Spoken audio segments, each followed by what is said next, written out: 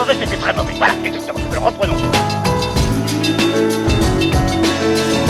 T'as pas une gueule de porte-bonheur. Vous savez, les avis, c'est comme les trous du cul. Tout le monde en a un. Bienvenue tout le monde à After Eight, épisode 45. After Eight est le talk show qui déconstruit la pop culture. On y parle de tout, ciné, comics, séries, bouquins et même de politique. Sauf que cette fois-ci, on a décidé un peu différent. C'est notre épisode, pas season finale, mais c'est la fin de l'été. C'est celui des retrouvailles parce que on a zappé une semaine, on a tenu bon pendant toute l'année et là on s'est dit on va faire une petite pause. On a proposé une émission spéciale quand même pendant cette semaine de pause, donc on n'a pas chômé non plus. Oui, voilà, et on a proposé une émission spéciale. Vous l'avez entendu, de l'autre côté du poste, c'est Benjamin François, a.k.a. Quicks.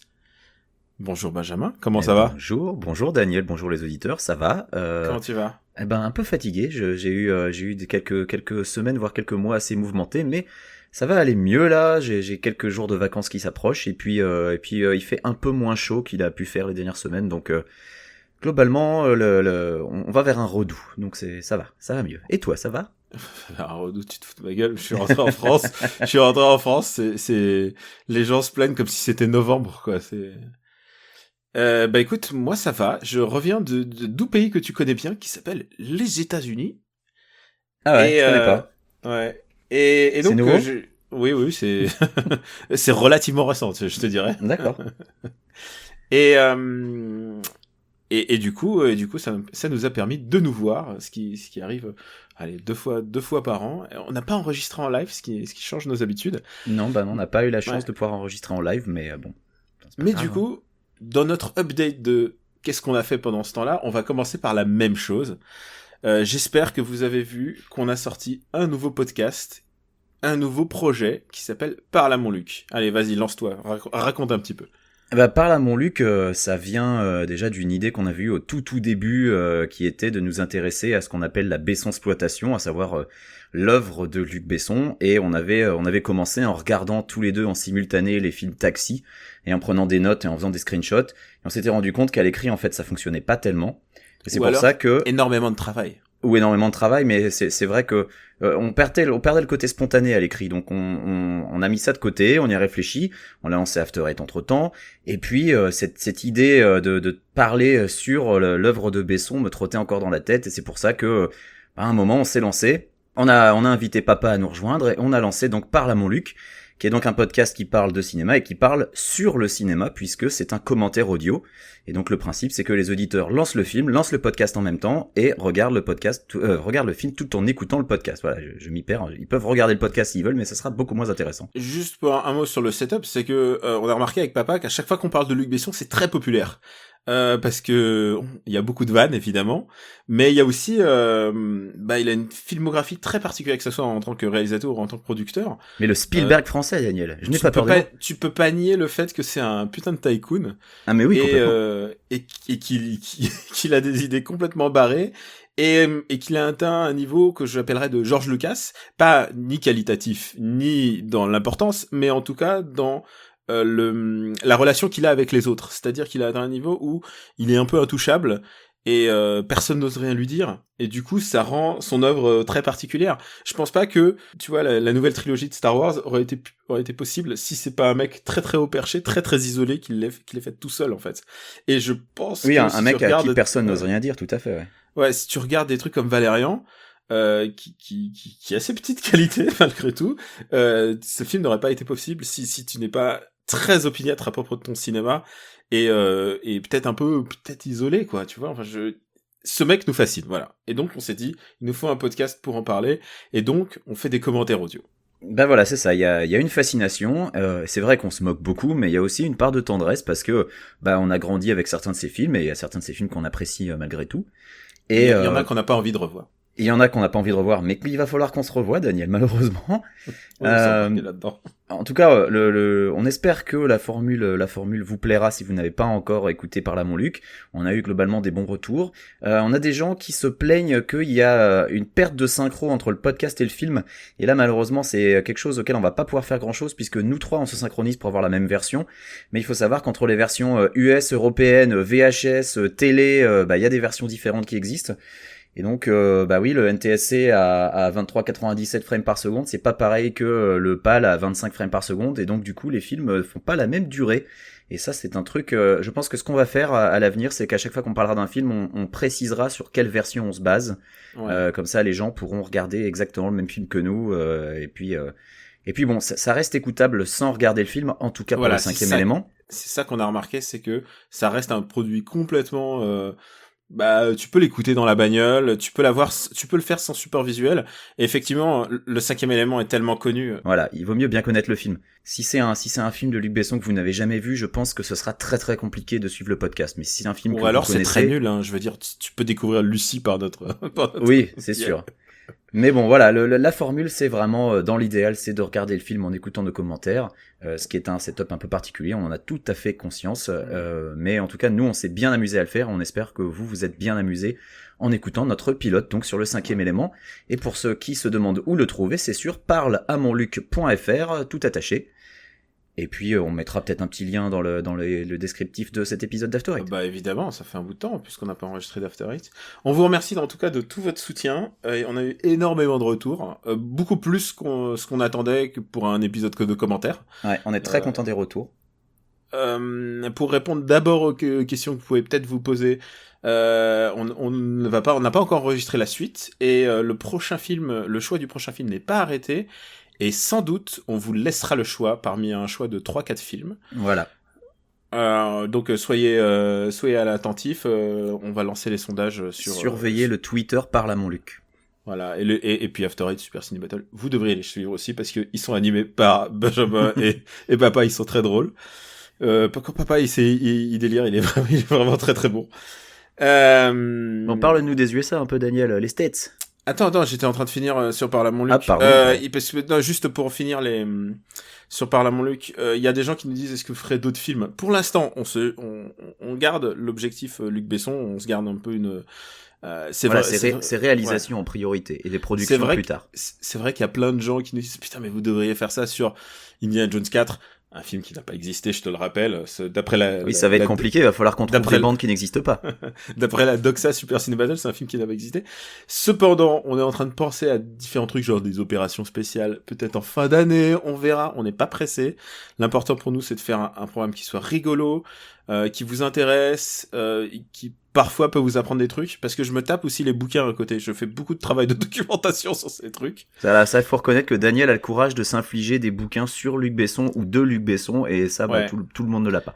Je viens de passer 70 € de commande de bouquins uniquement de Luc Besson. Je peux te dire que je sais pas où je vais les foutre après.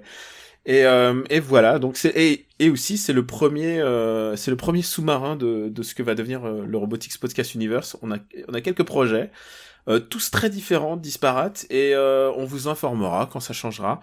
C'est vu que la périodicité est pas décidée, on va peut-être fin octobre, on sait pas encore. On va voir en fonction de nos disponibilités, puisque pour certains c'est la rentrée.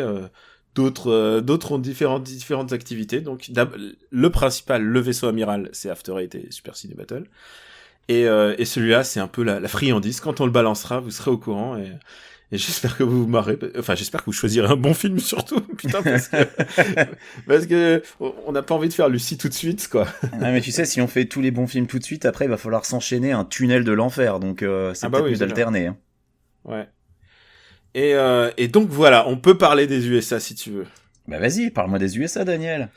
Eh bien écoute, j'ai fait mon road trip. Moi c'est un sujet que je connais pas très bien, donc c'est bien que tu me fasses découvrir. Mais oui, on a un angle différent pour une fois. Là, alors j'allais dire, je vais pas parler de Trump, mais en même temps peut-être, on sait pas.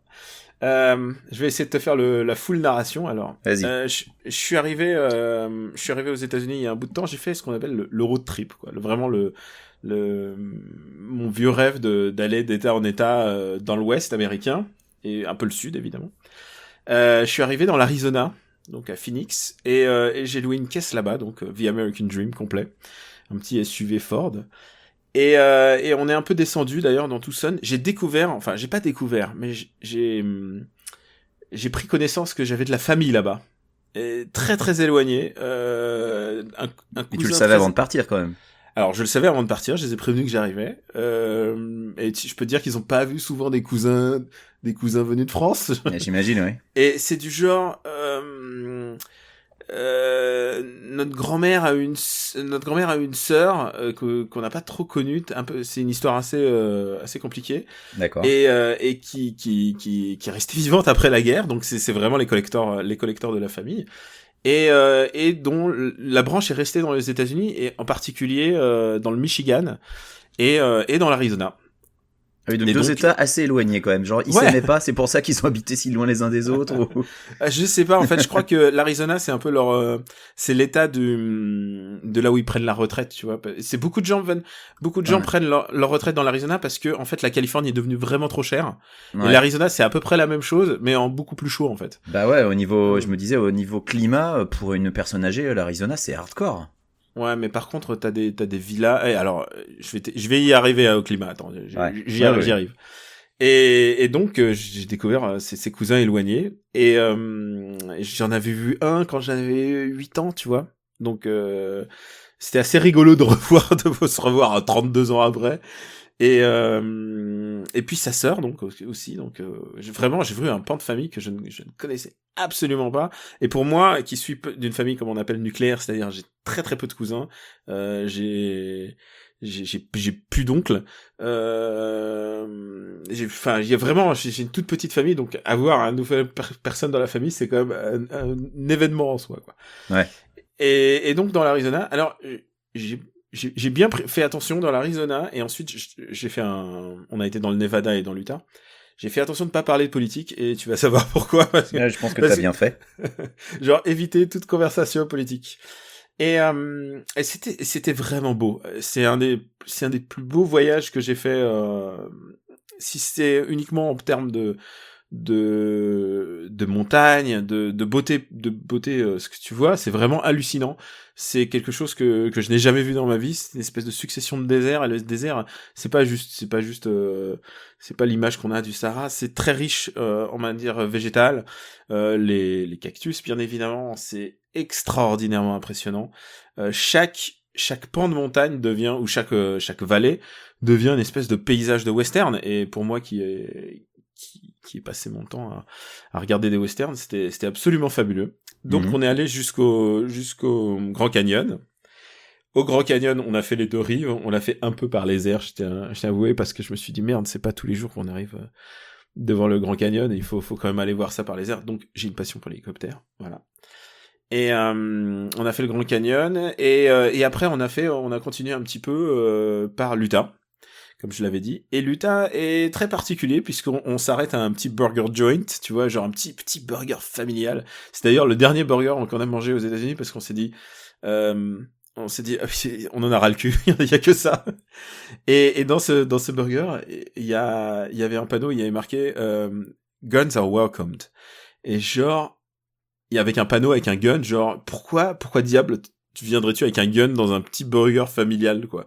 Parce que le burger a un meilleur goût quand t'as un flingue à la ceinture, Daniel, bien sûr. Je me suis dit qu'en commandant tes waffle fries, tes waffle french fries, je pense que ça a vraiment un goût meilleur. Et là, il y a vraiment un mec qui est rentré avec un gun à la ceinture, et ils ont vraiment un truc de civilisation, et j'aurais dû me douter qu'il allait se passer un truc bizarre qui me mette mal à l'aise quand je me suis garé à côté d'un mec dont la plaque d'immatriculation était Civil War. Eh bah oui, bah écoute, si tu veux, on peut parler rapidement de ce gun à la ceinture. Il faut savoir que en matière de législation sur le port de l'arme aux États-Unis, parce que ça dépend des États, il y a 3 règles différentes. Alors déjà, il y a aucun État dans lequel les armes sont intégralement interdites. Hein, dans n'importe quel État américain, tu as le droit de posséder des armes. Après, il y a les États qui sont ce qu'on appelle les plus restrictifs, comme la Californie, où tu n'as pas le droit de te balader avec une arme sur toi. Si tu trimbales une arme... Aussi. Hein ? New York aussi. Bah oui, il y a Californie, il y a New York, il y en a d'autres. Donc tu n'as pas le droit d'avoir une arme sur toi. Donc si tu dois par exemple trimballer ton flingue de chez toi au stand de tir, il faut qu'il soit enfermé dans une valise, verrouillé, et tu n'ouvres la valise qu'une fois arrivé au stand de tir. Donc c'est des trucs qui sont vraiment très réglementés. Après, il y a les États où l'open carry est autorisé. L'open carry, ça veut dire que tu as le droit d'avoir une arme sur toi, mais il faut qu'elle soit visible. Donc c'est comme ça que tu te retrouves avec des mecs qui ont des flingues à la ceinture, et ou alors des mecs qui se baladent avec des fusils de chasse dans la rue, ou des fusils d'assaut dans la rue, à la main, parce qu'ils ont le droit. Et tu as ce qui est peut-être le plus flippant, je trouve, le concealed carry. Le concealed carry, c'est tu as le droit d'avoir une arme sur toi, pas visible. Donc tu as le droit d'avoir une arme dans un holster sous ta veste. Et je trouve que c'est encore pire que le open carry, parce que le concealed carry, tu ne sais jamais qui a une arme et qui n'en a pas, en fait. Donc suffit que tu sois un peu stressé et tu te dis putain, le mec à côté de moi, ça se trouve il a un gros gun derrière sous son manteau et je n'ai pas moyen de le savoir. Donc ce sont les trois réglementations différentes qui existent aux États-Unis. Alors je sais pas exactement quelle est celle de l'Arizona. A priori ça doit être de l'open carry vu que le mec l'avait à la ceinture bien visible. Parce que en théorie si c'était concealed carry, tu vois, il se fatiguerait pas à l'afficher, il le planquerait quelque part quoi. Et quoi qu'il arrive, ça me met mal à l'aise. Ah oui, non mais ça je comprends tout à fait. Et il y a toujours 100% de plus d'accidents parce que t'as une arme sur toi, quoi. Évidemment, quoi. C'est tellement bête, mais... L'immense majorité des victimes d'armes à feu aux USA, à part les victimes de la police, c'est des accidents. Voilà aussi, Et pour bien me mettre dans l'ambiance, je suis allé voir Detroit, donc de Catherine Bigelow, donc ce sera peut-être ma recommandation dans Super Ciné. Et c'est un film sur les émeutes policières dans les fin des années 60, et alors ça met pas du tout la patate. C'est d'une violence. Ça a pas l'air d'être le film super rigolo. Non, d'ailleurs, c'est tellement pas rigolo que ça fait un flop au box-office. C'est que les gens n'ont pas envie de voir ça, surtout en ce moment, surtout après Charlottesville. Oui, c'est vrai qu'en plus, j'ai été aux États-Unis juste après Charlottesville, donc les gens sont préparés à ce qu'il y ait des connards dans la rue quand même. Oui, et puis les gens n'ont pas envie qu'on leur rappelle qu'ils vivent dans un pays raciste aussi, hein, tout simplement. Ouais, qui a clairement ses problèmes. C'est clairement. Ils ont pas envie de l'entendre. Ouais, ça c'est clair. Et donc du coup, on quitte l'Utah après un petit crochet, petit crochet le plus minimal possible. Et on a fait le Nevada, donc Las Vegas, que je déteste. Et à juste titre, et je pense que c'est magnifique à détester. Je pense que c'est une ville extraordinaire à détester. J'ai adoré et détesté Las Vegas de la même manière que j'adore et je déteste Tokyo. C'est-à-dire que c'est un amalgame de n'importe quoi, souvent, architecturalement parlant. Et c'est débile, c'est vraiment une ville qui n'a aucun sens, qui n'a aucun sens, et même, je dirais même jusqu'à aucune dignité. C'est ça, c'est une belle description. Ouais. Et en même temps, c'est un truc à faire. Oui, il faut le faire une fois dans sa vie pour comprendre pourquoi les autres gens détestent Las Vegas. Et en même temps, je comprends pourquoi c'est là-bas qu'ils font les matchs de boxe ou les événements musicaux où t'as Britney Spears qui va, parce que il y a un truc de concentration qui fait que ça se passe à Las Vegas plutôt qu'à Los Angeles, tu vois. En fait, il y a un truc de il faut qu'on déplace notre truc un peu hype, un peu débile, faut qu'on le déplace là-bas. Et c'est une ville qui représente parfaitement ça, quoi. Mais il faut que les hôtels aient des trucs à te montrer pour attirer le chaland aussi, hein. Donc Britney Spears à l'heure actuelle, elle est comme Céline Dion, condamnée à pendant 30 ans faire ses shows dans un hôtel à Las Vegas. Alors elle arrête en décembre. Je me suis documenté quand même. Ouais, mais on dit qu'on arrête et puis elle y reviendra. Elle y reviendra, ouais. Et donc voilà, il y a des casinos, je n'ai pas joué, je viens d'une famille de joueurs, donc je n'ai aucun intérêt dans les jeux d'argent. Ouais, en plus, si tu joues à aucun jeu d'argent, Las Vegas a vraiment encore moins d'intérêt, parce que... Ah non, je ne supporte pas les jeux d'argent. Enfin, je supporte pas, je peux très bien supporter, mais non, mais je comprends tout à fait. Voilà, moi je joue qu'au blackjack, j'aime pas du tout les autres jeux d'argent, tout ce qui est machine à sous et tout, je supporte pas. Voilà. Putain, moi je t'imaginais en train de jouer au bridge, en train de calculer les cartes comme un génie que tu es, mais... Écoute, je ne sais absolument pas jouer au bridge, mais peut-être que si j'apprends les règles un jour, mais il y a des tables de bridge à Las Vegas, je me rappelle pas en avoir vu, si tu veux. Alors, je sais pas, moi j'apprends... J'ai vu du baccarat et ça m'avait semblé déjà assez compliqué comme ça. C'est très bizarre parce que... Déjà le craps, j'y comprends rien, alors... C'est très bizarre parce que c'est le dernier endroit des États-Unis où le tabac est autorisé dans un endroit public. Et donc ça pue quand même, mais en même temps il y a des souffleries. Alors ça veut dire que ça pue, mais c'est absorbé tout de suite. Dans les casinos.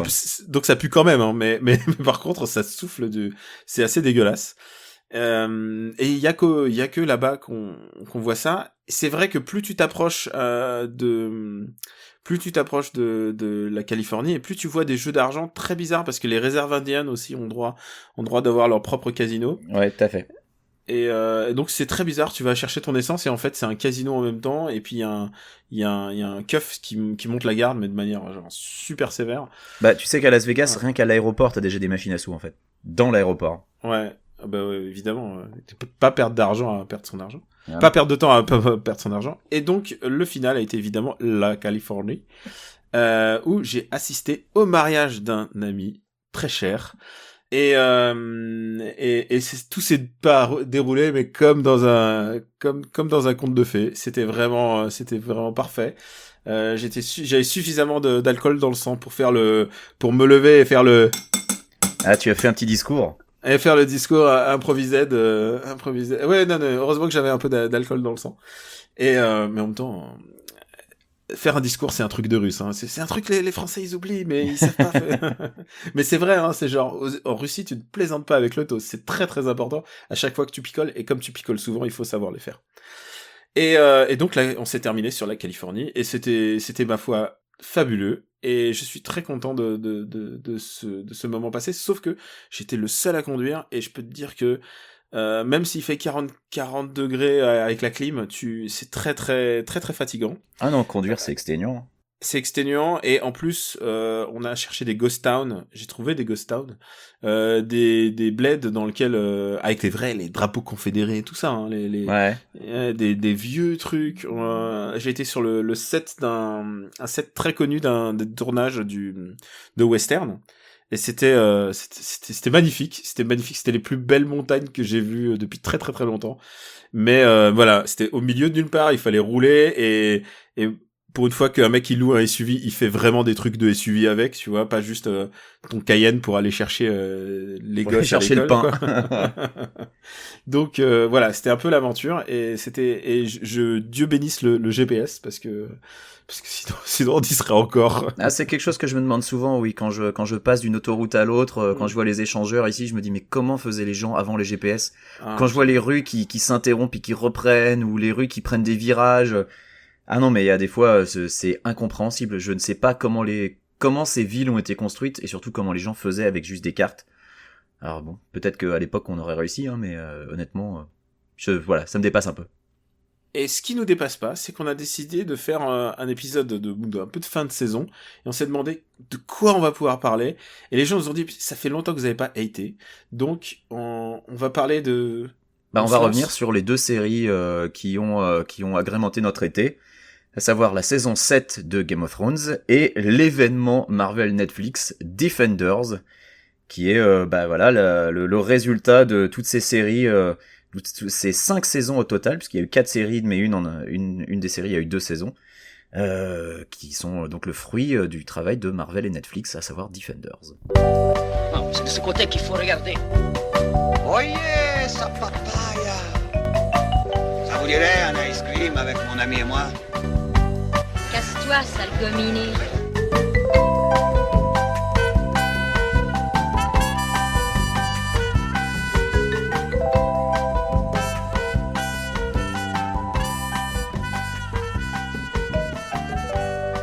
Defenders, la dernière série Netflix en date, ou plutôt la dernière série Marvel Netflix. Comment vous dire, on est plus que perplexe. Et beaucoup de gens nous disent, oh là là, vous hatez pas assez, vous aimez trop de trucs, vous recommandez vos trucs à la fin. Alors vous allez être servis, parce que Defenders, c'est vraiment de la brave merde. C'est assez nul, faut le dire. C'est moins nul qu'Iron Fist, mais c'est quand même très très nul. Lance-toi, je vais commencer. pitch de ça. Ah oui, Defenders, évidemment, à chaque fois que Marvel lance un nouveau truc avec un personnage unique, on se dit, ah là là, qu'est-ce que ça va être bien quand il va être dans une équipe avec les autres. Et dans le cas précis, non, c'est vraiment, ça marche pas du tout. Mais ça marche pas du tout, surtout pour une raison, et cette raison, on en avait déjà parlé, cette raison, c'est Iron Fist. Alors Defenders, on va quand même expliquer vite fait ce que c'est. C'est donc une équipe composée de Daredevil, de Jessica Jones, de Luke Cage et d'Iron Fist. Ce sont donc des personnages qui ont chacun eu leur série dédiée, avec certains qui ont été introduits dans les séries des autres. Je pense notamment à Luke Cage qui est apparu dans Jessica Jones et qui ensuite a eu sa série à lui. Et il se retrouve par un concours de circonstances que je qualifierais de complètement teubé dans la série.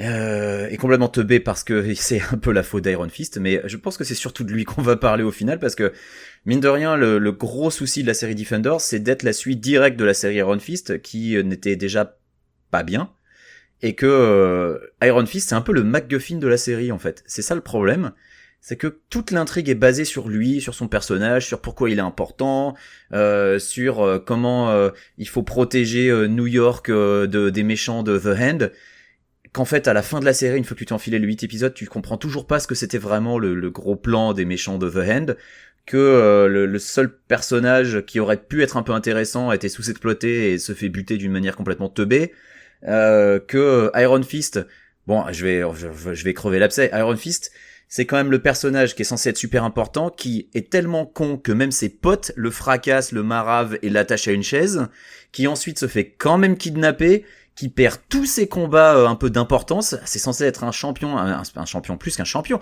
C'est censé être un maître en arts martiaux, le mec. C'est censé être le descendant d'un dragon. Le type perd le descendant tous ses d'un combats. dragon.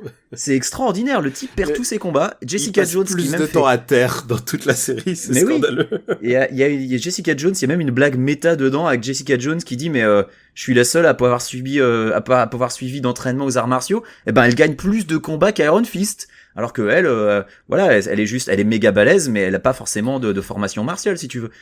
Mais Iron Fist, alors, et le problème d'Iron Fist, c'est que le personnage est écrit n'importe comment, l'acteur est nul à chier, y a rien qui va, quoi. C'est ni le personnage ni l'acteur. Autant Luke Cage est mal écrit, autant l'acteur il est bon.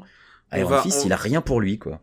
Tu hates, j'ai bien compris, et je vais renchaîner sur ta hate, mais pour moi, le problème n'est pas déjà Iron Fist. Dès le tout début, le premier épisode, cette série m'a complètement perdu au moment où Sigourney Weaver donne à manger aux pigeons. Bah écoute, je crois qu'à partir de ce moment-là, je me suis dit, oh là, il y a la grande méchante, elle est là, elle rencontre une vieille chinoise et elle donne à manger aux pigeons. Je me suis dit, qu'est-ce qu'on est en train de me vendre? Qu'est-ce qu'on est en train de me raconter? Au début, je pensais que Defenders, alors c'est une grande tradition du monde Marvel quand même, c'est le team-up, c'est vraiment le truc, c'est Spider-Man et un autre personnage du monde Marvel, généralement Thing ou n'importe qui, ils unissent leurs pouvoirs pour un ennemi commun, et au début, ils se battent un peu parce qu'ils sont un peu teubés, ou alors parce qu'ils ont un désaccord, et parce que c'est comme ça que ça se passe dans le monde Marvel, et souvent c'est une blague méta qu'ils font, genre on pouvait pas se parler avant. Voilà, exactement. Et ensuite ils s'unissent. Le problème, c'est qu'ils ont décidé, au lieu d'en faire une série et au lieu d'en faire un film qui aurait été à peu près correct, tu vois, enfin narrativement on peut voir ce qui peut se passer, c'est-à-dire la rencontre, la dispute et puis ensuite le baston final, tu vois, il y a un arc facile à écrire. Ils ont décidé d'en faire 8 épisodes, c'est 8 épisodes de rien, et alors je tiens à remercier Netflix pour cette série, parce que c'est la meilleure série que j'ai jamais vue sur le décalage horaire. J'ai lutté, j'ai regardé je me suis endormi 3 fois pour le premier épisode. Et alors, j'étais désespéré parce que je me suis dit, putain, il faut que je regarde tout de suite parce qu'il faut quand même que je te donne la répartie. J'ai compris que mes nuits de sommeil, j'avais des grosses insomnies, je pouvais les récupérer grâce à Defenders.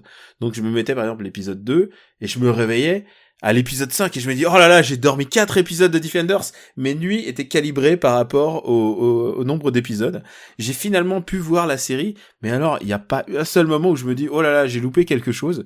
C'est d'une platitude. Et le fait que, tu disais, on peut remercier Netflix, on peut les remercier d'avoir fait seulement 8 épisodes au lieu de 13 comme dans toutes les autres séries d'avant. Ah bah non, il me reste encore des heures à rattraper sur mon sommeil, là. Bah, il y a Iron Fist saison 2 qui arrive, si tu veux. Ouais, ah bah oui, évidemment. Ça, c'est tout aussi incompréhensible, mais il va falloir qu'ils comprennent à un moment que leur perso, il est complètement raté. Il faut qu'ils le butent, il faut qu'un autre perso que Danny Rand devienne Iron Fist, et on n'en parle plus, quoi, parce que lui... Enfin, à part dire I am the immortal Iron Fist. En plus, le gars, mais putain, mais écoute, on va en parler. Écoute, la manière dont ils se retrouvent tous, c'est parce qu'à un moment, il y a Danny Rand, il dit attends, j'ai une super idée. Et sa super idée, c'est quoi? C'est aller dans le quartier général des méchants, tout seul, et leur faire je sais que c'est vous les méchants, et je vais pas vous laisser faire. Et là, les autres, ils font, mais attends, mais on va te massacrer, tu vas faire quoi? Et là, il est, je vais vous taper parce que je suis l'invincible Iron Fist. Et en fait, il se fait marave et les autres arrivent pour le sauver. Et en fait, ils arrivent tous en même temps pour un prétexte bidon. Et c'est là qu'ils teament pour la première fois tous les 4. Et c'est là que tu vois toute la débilité du personnage de Danny Rand, quoi. Son plan génial, c'était d'y aller, mais tout seul, bille en tête, allez, j'y vais, je suis l'immortel Iron Fist, je m'en bats les couilles. Non mais sans déconner, c'est quoi ce perso à la con, quoi? Il est, mais d'une stupidité.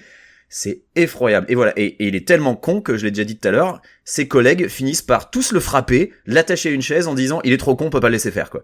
Mais c'est quoi cette team en carton où tes 3 collègues se liguent contre toi, quoi? Surtout que moi je suis habitué à, depuis mon enfance, à ce que Iron Fist et Luke Cage soient ensemble, tu vois. C'est vraiment les deux buddies. C'est vraiment il faut expliquer aux gens qui connaissent pas vraiment l'origine de ce duo.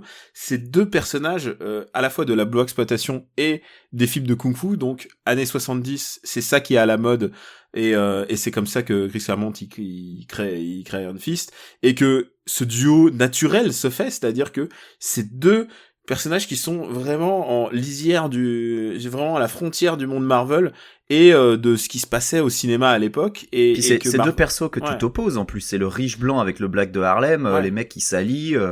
L'ancien tolard contre littéralement le Batman du kung-fu. C'est ça, ouais. Voilà. Donc il y a vraiment une opposition très intéressante, et d'ailleurs à ce jour c'est un des meilleurs duos de bande dessinée en fait, plus que Placide et Museau et Piff et Hercule, à mon avis. Et Boulet Bill. Et Boulet Bill, ouais. Et donc il y avait vraiment un truc à faire dessus. Et alors celle qui s'en sort toujours bien, c'est Jessica Jones.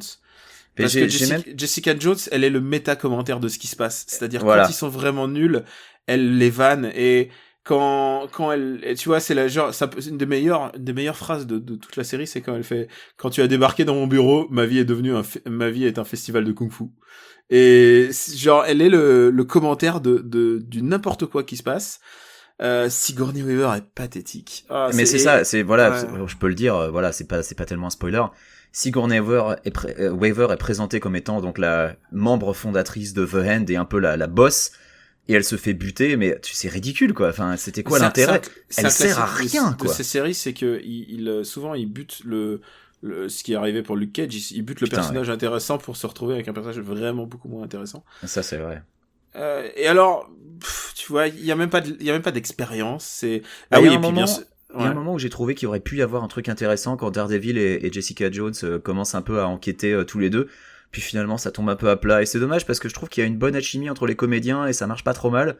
Mais c'est sûr que s'ils comptent faire une série Luke Cage et Iron Fist, ça va pas du tout marcher, quoi. Parce que Iron Fist est catastrophique. Oh là là, quelle horreur. Et oui, et puis les combats sont pas très... les combats sont tous filmés dans le noir. Tous. Sont pas très bons. Je pense qu'ils ont entendu les critiques sur les combats d'Iron Fist où les gens disaient ouais, c'est pas bien, c'est nul, donc ils ont tout filmé dans le noir.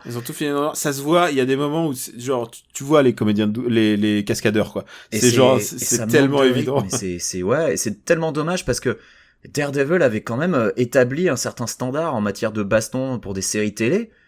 Et là voir le personnage se battre dans le noir de manière illisible. Oh, quel gâchis. Et vraiment, enfin, tu vois, on l'a vu, on l'a dit avec Spider-Man. Ce qu'il faut à ces films-là, c'est un bon méchant, c'est un bon vilain. Et là, les 5 de The Hand, ils sont plus pathétiques qu'autre chose, quoi. Enfin, à aucun moment tu comprends leur plan, à aucun moment tu comprends vraiment la menace. Alors oui, tu vois que c'est des méchants parce qu'ils ont des tonnes de ninjas à leur disposition, mais quelle est vraiment la menace? Les ninjas, ils sont jamais, même moins bons que ceux que tu vois dans Daredevil saison 2, quoi. Mais grave, ouais, c'est on dirait des méchants de Sentai, quoi. Ils sont là pour se faire massacrer par les gentils. Et Ils ont aucune forme de personnalité, de rien du tout. Et puis en plus, après, et alors, il y a un truc que j'adore dans cette série, c'est que ils ont géré les nationalités et le langage comme dans Tekken. Comme Tekken, le jeu vidéo, je précise. C'est-à-dire que les gens se parlent dans une langue et ils répondent dans une autre comme si de rien n'était. Ah, mais le perso japonais qui parle en japonais tout le temps, les autres qui lui répondent en anglais, je suis là genre, mais arrêtez! Et moi, ça me rappelle un truc, ça me rappelle Kitano dans Ghost in the Shell version US, le dernier, puisque, genre, il en a tellement rien à foutre qu'il fait toutes ses répliques en japonais et ça n'a aucune espèce d'importance dans le film. Et ça, je trouve que c'est tellement bas les couilles de la part de Kitano, et là, c'est juste que ils se sont dit, on va faire ça. Et c'est tellement, moi, ça me rappelle le personnage de Tekken qui te répond en coréen alors que le mec parle en japonais et puis derrière un mec chinois derrière. C'est la cohérence linguistique la plus folle que j'ai vue dans une série depuis très très très longtemps. C'est-à-dire que tout le monde parle 15 langues, mais personne n'arrive à se mettre d'accord sur laquelle ils ont envie de parler pour terminer une phrase, en fait. Voilà, heureusement qu'il y a Jessica Jones qui apporte une espèce de... Mais c'est pour ça que moi je veux une saison 2 de Jessica Jones, mais ouais. vite, parce que j'aime le personnage, parce que j'aime l'actrice. Alors que Iron Fist saison 2, mais qui veut ça? Qui a envie de voir une saison 2 d'Iron Fist? Je serais moins optimiste que toi sur une saison 2 de Jessica Jones pour la simple raison qu'ils ont adapté le meilleur arc en fait. Ils ont pris la meilleure histoire qu'ils avaient en stock et ils ont fait une première saison qui est restée un peu dans les mémoires. Et là, surtout qu'en plus maintenant, ça va être des histoires originales et ils ont pas l'air de maîtriser ça, ou alors ils font leur propre soupe. Surtout qu'en plus, la léger spoiler, t'as l'impression qu'ils ont envie de recoller Luke Cage avec Jessica Jones. Donc ça voudrait dire que Luke va larguer Claire pour peut-être enfin bon. C'est tellement, ça colle tellement pas au personnage que j'espère qu'ils vont pas faire ça parce que honnêtement, je vois pas l'intérêt. Mais bon. C'est vrai qu'on peut tirer notre chapeau à Claire Temple qui est jouée par Rosario Dawson. Rosario Dawson, on la salue toujours dans Super Ciné Battle parce que c'est la meuf qui a fait un choix de carrière de ok, je fais un pari maintenant, je fais tous les trucs un peu geek et comme ça je vais faire tous les Comic-Con jusqu'à la fin de mes jours. Mais c'est vrai hein. Dans Sin City, elle était formidable. Dans Sin City, enfin vraiment, elle fait vraiment les trucs de base, enfin qui vont ensuite justifier le fait qu'elle fasse la tournée des popotes, qu'elle vende des photos et tout. Et en plus, c'est clairement une des meilleures actrices du lot, quoi. Mais oui. Elle est tellement bien dans le lot et Misty Knight est aussi pas mal. Misty Knight est pas mal, mais elle est sous-exploitée dans cette série-là parce que parce que c'est pas sa série à elle, quoi. Mais déjà dans Luke Cage, elle était intelligente. Là, t'as l'impression qu'elle pine rien, quoi. Dans Defenders, elle est toujours à la ramasse et elle sert un peu de Deus Ex Machina vers la fin et il lui arrive un truc qui est fidèle avec les comics et qui aurait dû lui arriver à la fin de Luke Cage. D'ailleurs, ça faisait partie des incompréhensions que j'ai eues à la fin de Luke Cage. Mais bref, elle m'a un peu déçu, Misty Knight, alors que j'aime pourtant toujours le personnage et l'actrice est très bien aussi. Mais c'est vrai que là, elle est sous-exploitée dans Defenders parce qu'elle passe un peu pour la demeurée de service qui arrive toujours c'est la cavalerie qui arrive toujours en retard en fait. On espère que vous qui trouviez que After Eight manque de hate, vous nous avez suivis jusque là, parce que quand même, on s'est forcé quoi. Non, là, c'était pas bien. On s'est forcé. Allez, passons à Game of Thrones. Vadaigne, je t'en prie, commence parce que j'ai commencé sur Defenders. Qu'as-tu à nous dire sur cette saison 7? Écoute, la série plutôt la saison du téléporte.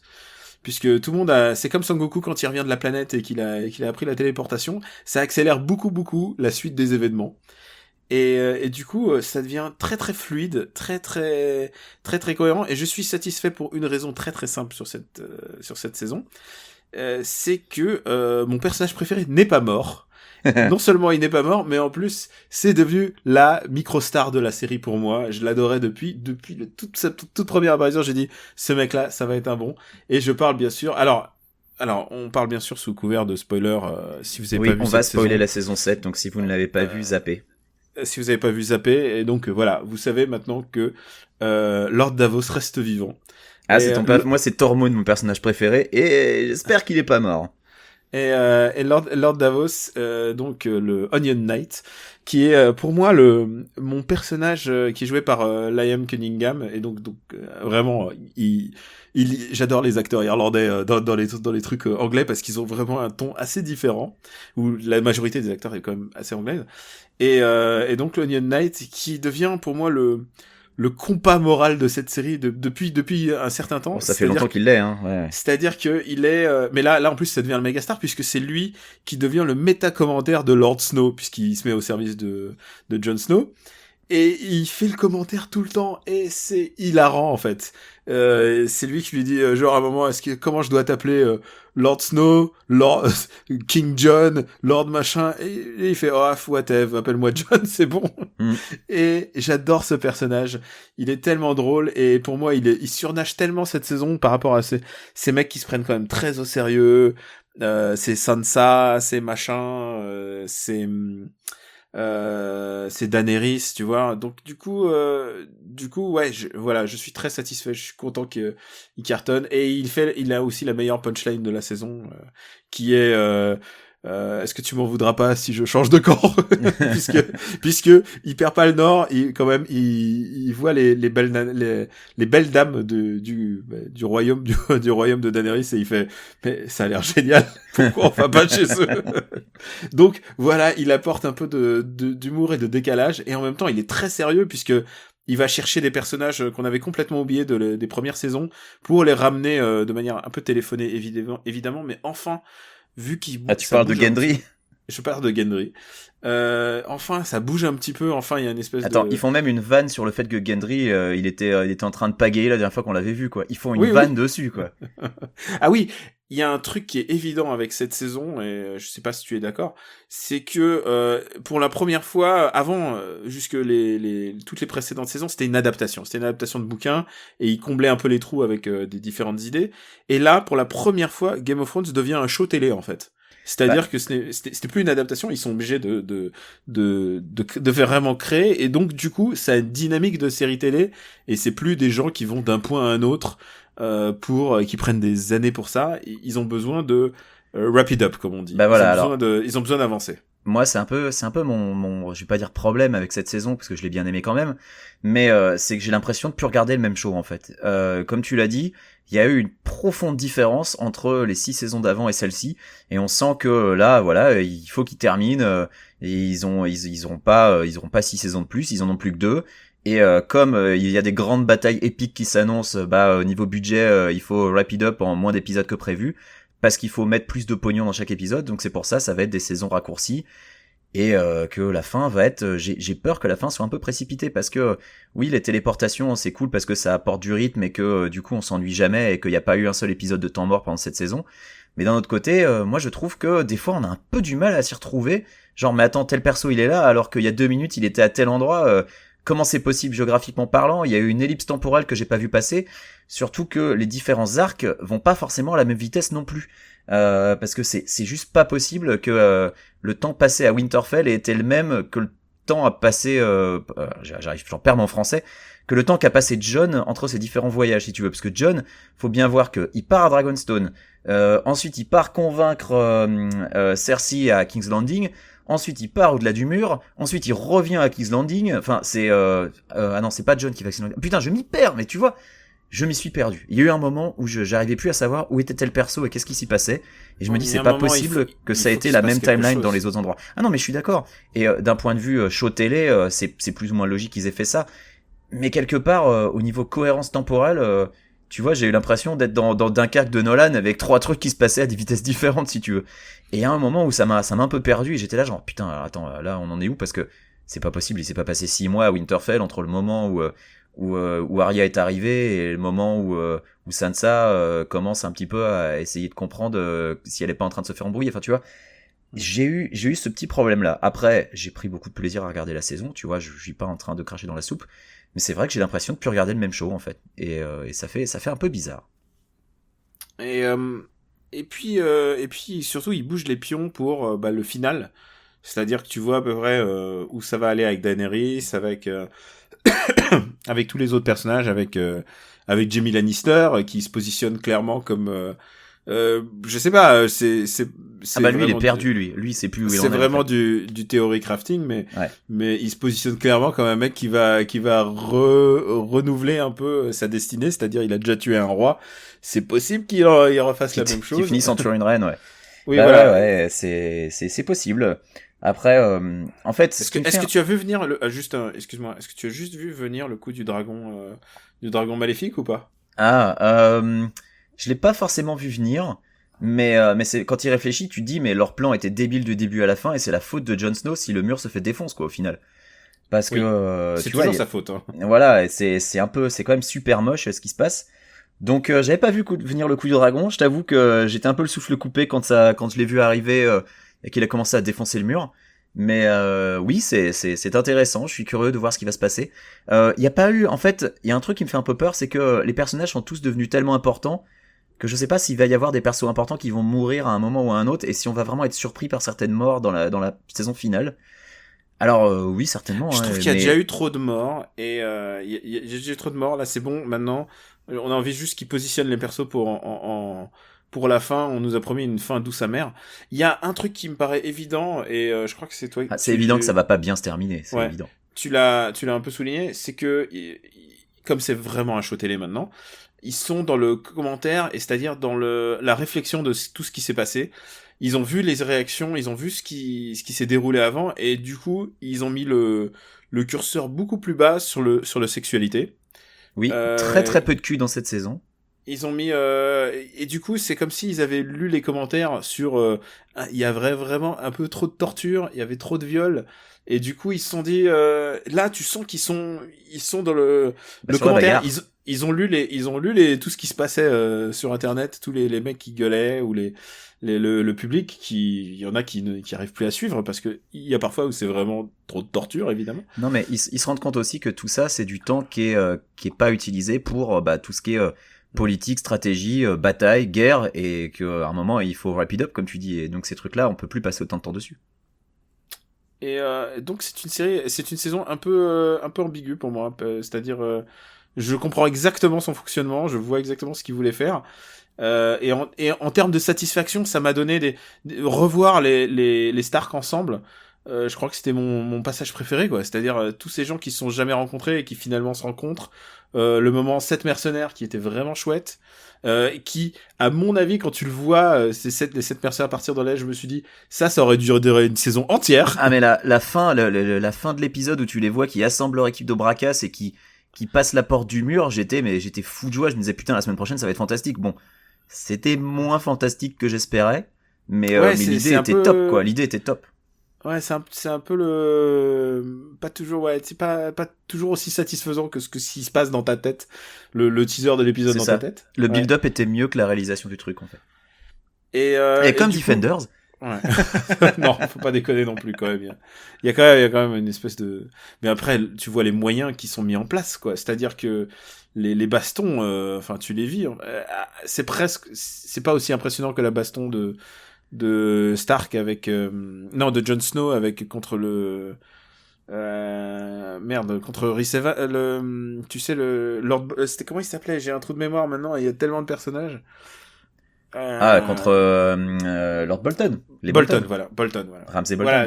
Voilà, qui je pense est le summum de alors visuel atteint. Mais il y a aussi la baston des Lannister contre les Dothraki et Daenerys qui débarque avec ses dragons aussi. Celle-là, elle était quand même assez. Ouais, c'est pas mal. Mais après, moi, tu sais quoi, quand tu vois une meuf sur un dragon, moi je vois que le fond vert. C'est terrifiant, mais c'est vrai. Mais moi, je l'imagine sur un petit truc toute seule, faire et en plus.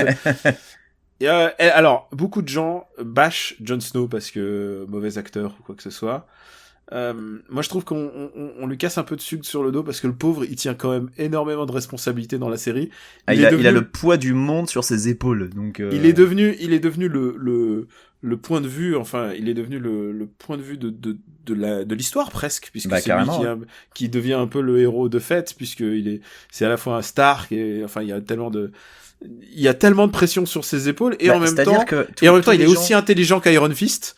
Donc, mais c'est-à-dire que tous les gens qui étaient devant lui dans la lignée familiale, à savoir son père Ned Stark, enfin son père entre guillemets, et puis son frère Robb, sont morts, et donc du coup voilà, il hérite de ses responsabilités et de ce rôle de héros dont à la base il voulait pas forcément, vu qu'il voulait aller dans la Night Watch et puis faire son devoir dans son coin tranquille, si tu veux.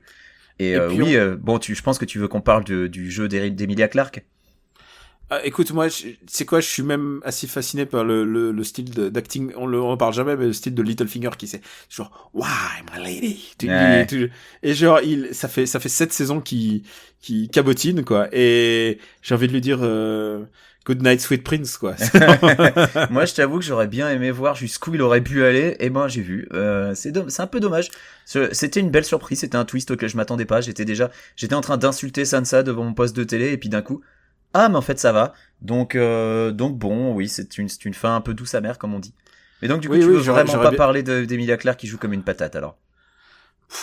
Je crois que c'est Papa, donc aussi Petit Prince parti trop tôt de l'émission de Super City Battle qui les résumait en disant que c'est le problème de Emilia Clarke, c'est que c'est Jean Sarkozy, en fait. C'est que ses théories, c'est un peu de la patate, et en plus, elle croit que c'est son droit divin. Et du coup, elle devient assez agaçante en fait. Si tu la regardes, si tu la regardes sous le prisme de Jean Sarkozy, c'est un personnage insupportable. Je comprends qu'il ait des pulsions, mais écoute, après une saison à avoir entendu Ben Yorny après Where Are My Dragons, je pense qu'elle a les pires punchlines de cette série. Et on lui casse un peu trop. Elle a vraiment beaucoup de pression quand même, cette pauvre dame. Et en plus, pour finir ensuite par coucher avec son neveu. Avec son neveu, bah oui. Je veux dire, c'est pas la gloire quand même cette. Mais moi, ce que je suis impatient de voir, c'est comment ils vont gérer quand ils vont l'apprendre en fait, parce que à un moment ils vont bien finir par l'apprendre. Donc, qu'est-ce qu'ils vont faire? Et en plus, ou est-ce qu'il y en a un des deux qui va mourir avant de l'apprendre, tu vois? Et en plus, le frère qui voit tout. En plus, il est le roi du tact, puisque c'est le mec qui arrive devant Sansa en lui disant tu étais très belle dans ta robe dans laquelle tu t'es mariée et tu t'es fait violer. Ouais, non mais Bran, catastrophique aussi.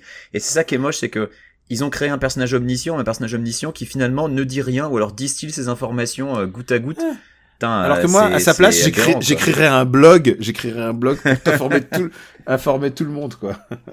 Mais c'est ça, et justement, c'est ça qui me pose problème avec ces timelines un peu disjointes, c'est que tu dis, Bran, il a mis combien de mois à apprendre à sa sœur que c'est Baelish qui est la cause de la mort de leur père. Enfin, tu vois, il sait tout. Donc pourquoi il a mis autant de temps à leur dire, sachant que pendant ce temps-là, Jon Snow, il a traversé le pays 12 fois, quoi. Donc c'était bizarre. J'ai pas passé un mauvais moment. Il y a eu plein de moments de bravoure. C'était globalement une saison qui m'a satisfait. Mais c'était quand même c'était un autre show, en fait. C'était pas Game of Thrones. J'ai dit mon personnage préféré. Quel est ton personnage préféré? Ah, moi, je l'ai dit, c'est Tormund. Vraiment. C'est Tormund. Ouais, d'accord. Ah ouais, j'adore Tormund. Ouais, il y a un petit côté bourrin, genre, je vais à un concert de rock islandais, quoi. Mais ouais, et puis voilà, avec son crush sur Brienne, il est tellement rigolo. Enfin, voilà. J'aime The Hound qui est vraiment, The Hound est le personnage formidable. Qui a vraiment un arc de rédemption assez intéressant. Tout à fait. Et d'ailleurs, la discussion entre Tormund et The Hound. Et Jaime Lannister. Ouais. Mais la discussion entre Tormund et The Hound, quand ils se voient, est géniale. Ouais. Quand il lui explique qu'il a une femme, et que The Hound comprend que c'est Brienne et qu'il éclate de rire. Enfin, c'était formidable, cette scène. Oui, c'était vraiment... Ouais, et c'est ça qui est intéressant dans cette saison, c'est que ça nous a permis de voir des personnages qui auraient pas dû se rencontrer, ou de revoir The Hound qui retrouve son frère, quoi. Et là, des persos qui ont évolué chacun de leur côté et qui se retrouvent et qui se rendent compte de leurs différences, et c'était très méta aussi, et je sais qu'il y a des gens qui n'ont pas forcément beaucoup aimé en trouvant que c'était un peu des gros sabots, mais j'ai trouvé ça pas mal, cette scène de retrouvailles entre différents personnages à King's Landing. Mais il fallait quand même les retrouver.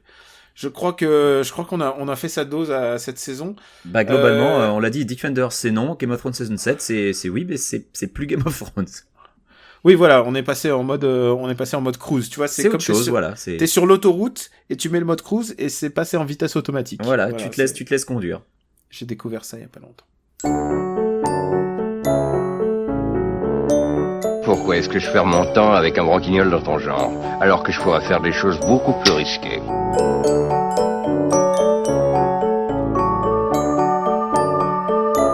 Comme ranger mes chaussettes, par exemple. After Eight est un titre trompeur parce qu'à la fin, on balance nos recommandations. Exceptionnellement, on se disait où est-ce qu'on va avec cet épisode fin de saison, début de l'automne. Et on voulait poser des questions des auditeurs et finalement on a fait un épisode aussi long que d'habitude. Ouais, on a fait même plus long que d'habitude parce qu'on avait beaucoup de news. Donc du coup, on va prendre une question d'un auditeur. C'est une question de Jonas Sampo qui est votre premier souvenir de Hate. La pure, la vraie, celle qui a finalement amené à faire ce podcast. Quelle est ta hate originelle, Benjamin François? Et tu sais que c'est une question qui est assez difficile parce que là, comme ça, au débeauté, je te dirais que ça doit être quand je suis sorti du cinéma après avoir vu Le Roi Lion, que j'ai détesté. Et ouais, et je sais que c'est pas un avis très populaire et que quand on dit qu'on n'aime pas Le Roi Lion, généralement on se fait traiter de nazi assez immédiatement. Alors que c'est un film sur le droit divin. C'est un film sur le droit divin, ouais. Mais c'est pas forcément un truc qui, à l'époque, attends, j'avais quoi? J'avais 14 ans. C'est des considérations qui m'étaient un peu passées au-dessus. Pourtant, à l'époque, pareil, le plagiat du Roi Léo, je l'ai appris quelques mois, peut-être même quelques années plus tard. Donc c'est pas tellement pour ça, non, c'est juste que le film m'a ennuyé profondément du début à la fin. J'ai détesté la musique, j'ai jamais vraiment ri, j'ai pas aimé les personnages. J'ai trouvé que l'histoire était conne comme la lune. Il y a vraiment, mais dès le début, je pense que le manichéisme super excessif du film m'a saoulé. Alors que pourtant j'aime des Disney manichéens, hein. Je veux dire, avant j'adorais Aladdin, et Aladdin c'est quand même assez manichéen dans son approche, mais je sais pas, le Roi Disney, Lion, hein, c'est pas tous, pas oui, des films de Miyazaki, hein. voilà, il y a jamais vraiment de nuance de gris dans les Disney, mais le Roi Lion, je sais pas, il y a eu un rejet immédiat, et dès que je l'ai vu, j'ai détesté. Et j'ai pu l'expliquer plus tard avec justement, bah oui, tout ce qui est droit divin et tous les gens qui me disent oui, mais c'est une adaptation de Shakespeare et tout. Je dis, mais on s'en tape la race, quoi. Ils auraient pu le faire autrement, ils auraient pu le faire plus intelligemment. Je ne sais pas, je déteste toujours le Roi Lion. Et tu persistes dans ta hate, c'est ça? Toujours, ouais. Je l'ai revu, d'accord. j'ai pas changé d'avis. Eh bien, putain, c'est étonnant. C'est étonnant comme avis, mais en même Ben temps, parce ouais, que ouais, je sais pour bien, mais, moi, ce qu'ils ont fait au Bossu de Notre-Dame est bien pire, mais. Ah, en fait, je crois que après le Roi Lion, je me suis abstenu d'aller voir des Disney pendant très longtemps.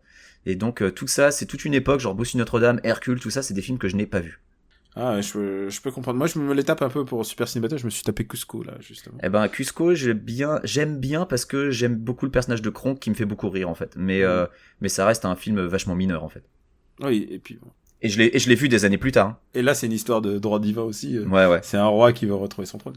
Mais là aussi, je l'ai vu des années plus tard. Je crois que la première fois que j'ai revu un Disney au cinéma, mais c'était Wreck-It Ralph, quoi, tu vois. Ouais. À part je compte pas les Pixar, évidemment, mais bref.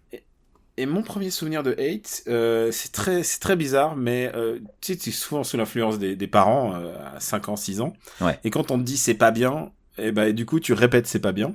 Et mon premier souvenir de hate entre guillemets, c'était Xor, puisque oh bah non. on m'avait, eh ben si, et je vais t'expliquer pourquoi. On m'a fait croire on m'a fait croire. Mes parents m'ont dit mais non, tu vas pas regarder ça, c'est pour les bébés. Et j'ai répété ça. Et j'avais 5 ans. j'avais 5 ans. J'étais là, non, Xor c'est pour les bébés. Moi je regarde Bomber X. Tu vois. C'est pour les bébés de 3 ans, Xor. Et alors, faut que je situe Bomber X. Bomber X, c'est une série avec des marionnettes dans l'espace. Ouais. avec des vaisseaux spatials dans l'espace. Bomber X.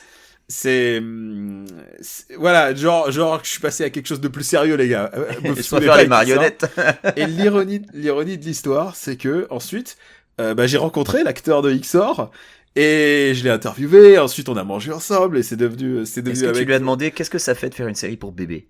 Et non, et ce qui est pire, c'est que ensuite je l'ai revu quelques années plus tard et c'est lui qui me reconnaît, il fait alors le kung fu t'as continué. Oh merde.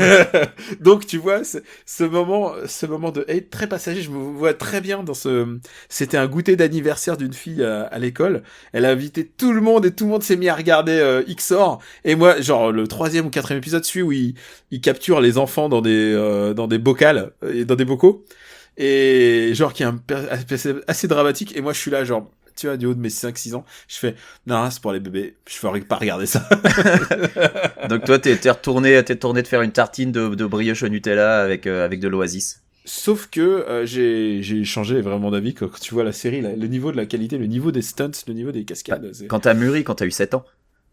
Ouais, je crois que non, je crois que j'y suis vraiment revenu après, tu vois, genre vers la cassette vidéo, j'ai fait mais qu'est-ce qui et c'est ironique d'autant plus que quand ensuite tu as fait France 5, enfin t'as participé à des trucs de bébé, oui. À des scènes on a eu pendant l'été un article dans Le Monde qui parlait donc de ce que c'était la popularité le YouTube game avant le YouTube et donc on a eu une belle interview d'une page dans Le Monde où on revenait. Ça a parlé des CD de joystick, j'imagine. Et s'il y a eu des épisodes sur il y a eu des articles sur les CD de joystick, les CD-ROM cultes de joystick qu'on achetait à l'époque. Est-ce que ça serait pas temps de passer à la reco? On remercie pour les questions et c'est pas exclu qu'on refasse ça de temps en temps, un peu un Q&A. Voilà, on a gardé vos questions, paniquez pas les gens qui ont posé des questions. Non mais on va regarder vos questions, on les a en mémoire mais on va relancer des appels. Hein. Voilà. Bah oui, je vais me lancer, je vais faire une petite reco, en fait je vais faire 2 petites recos. Et je vais parler de musique avec Alain Souchon. Oh non, pas lui, non, je vais parler d'autre chose. Alors je sais que papa n'est pas très fan et qu'il aurait pu faire cette reco s'il avait adoré l'album, et je vais parler de Villains de Queen of the Stone Age, que moi j'aime beaucoup, qui est un album qui je pense, même si vous l'avez pas trop apprécié à la première écoute, gagne à être écouté. En fait, son principal défaut, c'est qu'il commence par un morceau tonitruant qui est extraordinaire, et qu'évidemment tout ce qu'il y a ensuite paraît un peu moins génial, mais c'est un album qui mérite l'écoute. Alors oui, à la prod c'est Mark Ronson, donc évidemment le son est un peu différent d'habitude, mais c'est quelque chose que les Queens of the Stone Age n'ont jamais eu peur de faire, de changer radicalement de son d'un album à l'autre, et je trouve que le concept de celui-là est plutôt bon. Bémol pour le CD, ils se sont vraiment pas fait chier. C'est un pauvre morceau de carton enfoncé dans un boîtier cristal avec même pas les paroles. Et alors quand t'achètes le CD pour avoir une belle pochette et tout, bah ça fait un peu yesh. Donc j'étais un petit peu deg. Donc bah oui, si vous le trouvez en démat à pas cher, prenez-le en démat plutôt parce qu'il y a vraiment aucun intérêt à avoir le CD. À l'inverse, la pochette d'American Dream de LCD Sound System est plutôt chouette et l'album aussi est formidable. Alors LCD Sound System, pour les gens qui ne connaissent pas, c'est un groupe new-yorkais fondé par James Murphy au début des années 2000 et il nous a fait ce qu'on appelle dans le milieu une Johnny, c'est-à-dire que en 2011 ou 2012, je ne sais plus exactement, il a fait ses adieux à la scène en déclarant que voilà, il arrêtait parce qu'il préférait arrêter au sommet de sa gloire que sombrer et de sortir des albums pourris les uns après les autres en vieillissant. Et il y a eu un documentaire d'ailleurs qui s'appelait Shut Up and Play the Hits, et je me demande si je l'avais pas déjà recommandé sur le sujet, sur leur ultime concert joué au Madison Square Garden. Un documentaire qui était assez touchant avec notamment une scène où tu vois James Murphy qui est devant ses instruments qui sont dans une espèce de garage et qui leur jette un regard, et là tu te rends bien compte que le type se demande s'il est pas en train de faire la plus grosse erreur de sa vie.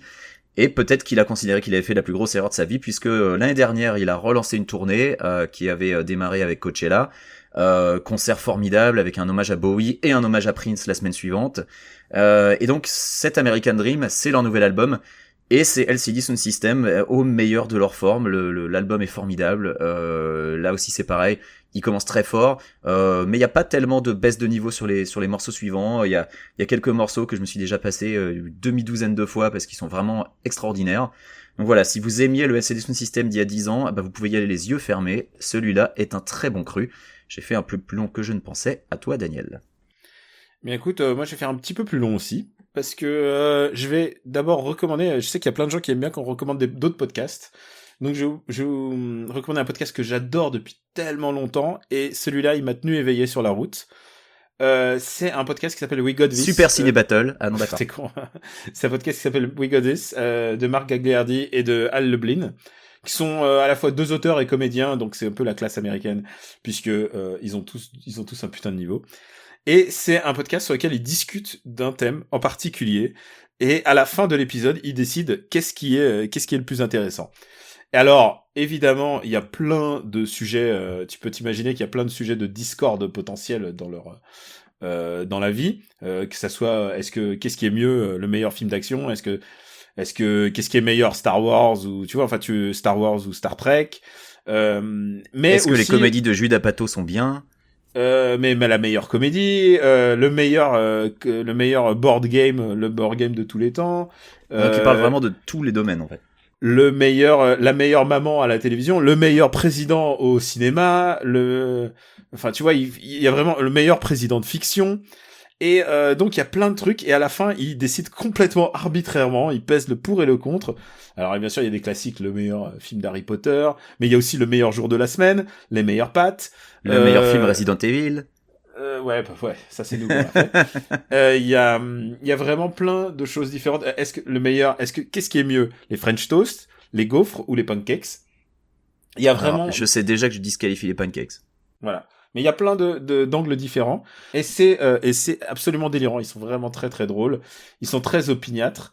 Et s'il y en a deux que je recommanderais vraiment à écouter, j'ai adoré par exemple sur la route, j'ai écouté Best Cartoon Cat. Donc le meilleur chat de dessin animé, et qui est c'est 1h30 de discussion, et l'invité c'est Paul Dini, donc Paul Dini qui est l'auteur de Batman, la série télé, ouais, qui est un mec, une encyclopédie du chat en dessin animé. Oh, putain. Et lui-même, puisqu'il a travaillé sur la plupart des trucs, il a travaillé sur Tiny Toons, sur tellement de séries lui-même. Donc du coup c'est passionnant, c'est vraiment hilarant, et ils ont plein d'idées, vraiment c'est vraiment génial. Il y a un épisode qui est consacré au meilleur qui est le meilleur personnage entre les personnages de Warner Bros ou de Disney, et c'est vraiment intéressant comment ils pèsent le pour et le contre sur l'impact de ces personnages, mais aussi la manière dont ils sont amenés dans l'histoire. C'est vraiment génial. Je peux dire que si c'est pas Donald qui gagne à la fin, je fais un scandale. C'est pas Donald qui gagne à la fin. Oh putain, scandale. Mais ils partent du principe du patrimoine des dessins animés, et Donald a été moins exploité que par exemple des personnages de Tex Avery, tu vois. Et puis aussi ils considèrent aussi le background, les dates de création. C'est vraiment très très bien, très très bien fait. Et il y en a un que j'adore j'adore particulièrement, et celui-là sur la route, il était parfait. C'était Best Former President. Et donc, il passe en revue tous les présidents, et il y en a un, il dit, un des présentateurs dit, ok, moi, le truc Marvel, j'en ai rien à foutre, ça me fait chier, j'y comprends rien à ce que vous dites. Par contre, je suis un geek des présidents américains. Et il passe en revue les présidents américains, et c'est hilarant, parce qu'il passe le pour et le contre, il casse, il fait de la bonne vanne, et c'est fascinant parce que il est exactement le pendant pour les présidents américains de ce que nous on peut être pour Defenders ou pour Game of Thrones, quoi. Il est vraiment il a le don de la punchline. Donc j'adore ce podcast, ça s'appelle We Got This. Il y a un truc autour des présidents américains qui est assez fascinant, c'est que si tu demandes à un Français de citer des présidents de la 4ème République, il t'en trouvera pas un, ou alors peut-être René Coty, mais que les présidents américains, les Américains les connaissent globalement, pas tous, mais ils en connaissent une belle quantité. Et c'est assez impressionnant à savoir. Tu as complètement raison, et il y a aussi un truc à savoir, c'est que si tu dis Johnson, déjà t'en cites 2 ou 3, tu vois. Voilà, t'en cites 3, ouais. Et Roosevelt, ne serait-ce que Roosevelt qui est pas un prénom très commun, t'en as déjà cité 2, tu vois. Et puis il y en a certains, genre il y en a un qui est resté 3 mois au pouvoir, enfin mais il y a une histoire qui est très passionnante autour des présidents américains, et c'est quelque chose que beaucoup d'Américains connaissent. Alors ils arriveront pas à te les citer tous, mais ils arrivent à t'en citer une belle collection déjà, et je pense pas qu'en France on puisse faire autant les malins en fait. Ouais, voilà, et ils ont eu des présidents très importants au-delà de Lincoln, mais il y a vraiment plein d'anecdotes intéressantes. Il y a ceux qui ont été des gens exécrables. Il y a le premier président américain homosexuel, mais dans le placard. Donc, genre, il y a plein d'anecdotes assez incroyables. Ou alors, le premier président américain dont, en fait, c'était la présidente vraiment qui avait le pouvoir, et lui, il était trop malade, et donc, c'était de fait la première présidente, mais personne le sait. Ouais. Il y a plein d'anecdotes géniales. Donc voilà, je recommande en particulier ces épisodes-là, mais il y en a vraiment plein d'intéressants. Voilà, il y a aussi les épisodes de Noël où genre ils décident de la Best Christmas Song, Best Christmas Movie, enfin tu peux t'imaginer. Voilà, qu'est-ce qu'il vaut mieux, les cornichons sucrés ou alors ou salés. Voilà, ça peut être n'importe quoi, j'adore ces 2 mecs. Et je voulais pas vous laisser juste avec une seule reco puisque on a zappé une semaine. J'ai adoré Moon Knight de Jeff Lemire. Donc Moon Knight, Jeff Lemire dont on a souvent parlé quand même dans notre podcast. Mais Jeff Lemire qui est le parrain non officiel de Comics Outcast, nos copains du Radio Kawa qu'on salue. Et donc Moon Knight qui est un personnage assez compliqué à comprendre, facile et compliqué à comprendre à la fois, puisque c'est le Batman du monde Marvel, c'est comme ça qu'il a été inventé. C'est ça, ouais. Il est au blanc ce que Batman est au noir, il est toujours habillé en blanc. Et c'est un personnage qui, au fur et à mesure des années, a été beaucoup plus présenté sous le prisme de la schizophrénie, en fait. C'est un mec qui a plusieurs, Bendis avait écrit tout un truc là-dessus, qu'en fait, il voit les Avengers dans sa tête et c'est comme ça qu'il interagit avec le monde. Il devient, schizophrène et psychopathe.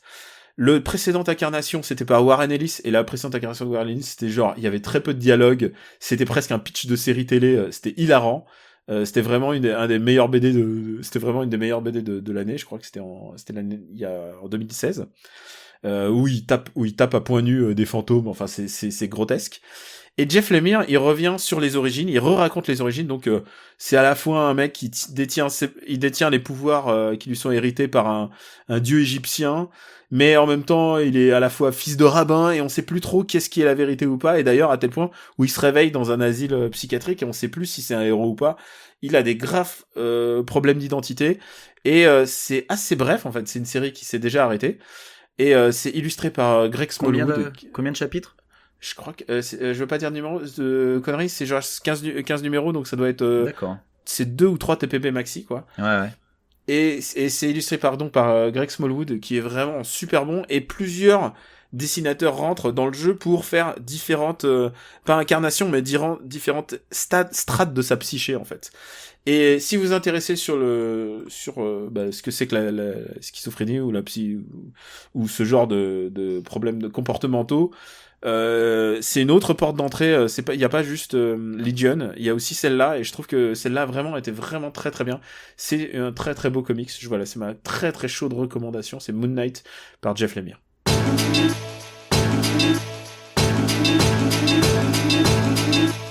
Je crois qu'on est bon là, c'est bon, Quix. On a fait la dose de hate et de recommandations. Il y a eu de la hate, il y a eu de la reco. Je pense que c'est tout ce que les gens attendaient.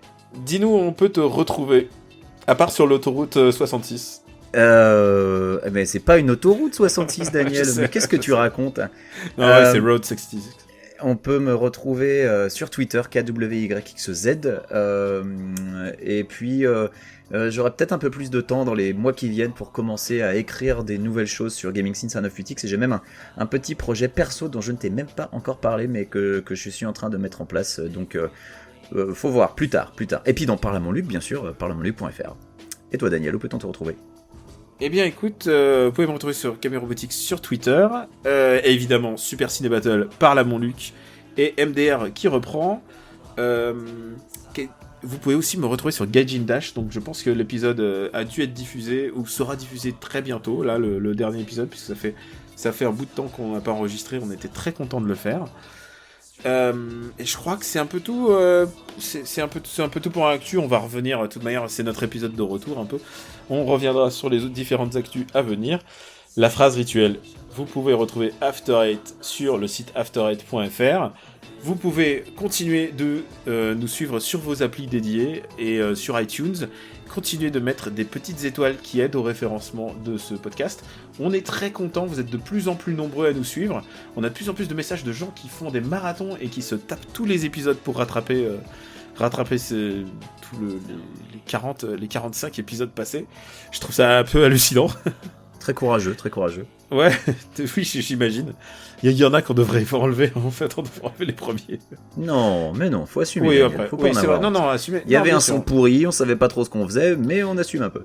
Voilà, et puis le son va s'améliorer avec le temps, au fur et à mesure qu'on mettra un peu plus de moyens là-dedans. Enfin, moi, en tout cas, j'ai envie de moderniser un peu mon studio. Et puis aussi, vous pouvez nous retrouver sur YouTube où on met le podcast un peu par politesse pour tous les gens qui nous écoutent au travail parfois ou qui préfèrent YouTube, qui le mettent sur leur télé. Ça arrive aussi.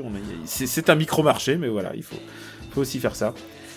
On vous remercie beaucoup et on vous dit à bientôt pour notre prochain épisode et on vous embrasse très fort. Bisous, salut.